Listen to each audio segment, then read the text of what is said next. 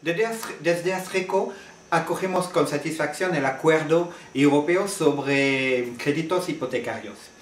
Ese acuerdo entre el Parlamento, la Comisión y el Consejo Europeo propone medidas para la lucha contra el sobreendeudamiento que efectivamente, como lo denunciamos desde hace años en ASRECO, está debido en grande parte en España por el crédito hipotecario, la deuda hipotecaria.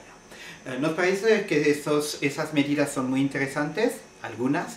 Por ejemplo, la que prohíben la vinculación por los establecimientos financieros de ese crédito hipotecario con otros productos suyos, que pueden ser, por ejemplo, unos seguros o unos planes de pensión.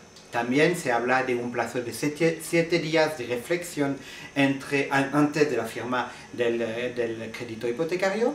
Y también otra cosa que denunciamos desde hace años en ASRECO es la necesaria independencia de las tasadoras.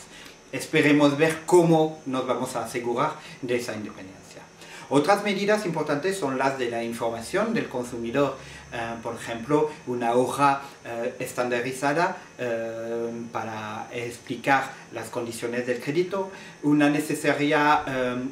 necesario asesoramiento independiente de los consumidores, y aquí también hay el problema de saber quién va a dar ese asesoramiento, efectivamente qué va a ser el papel de los establecimientos financieros.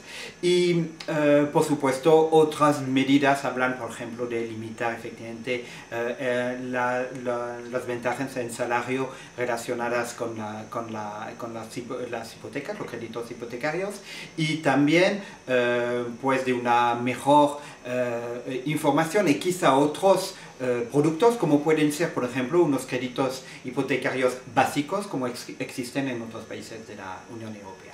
Lo único que queremos recordar es que una vez que esté votado ese texto, esa directiva, pues tendrá 2 años para ser adaptado en los derechos, en la normativa jurídica interna, y esperemos que sea más rápido en el caso de España.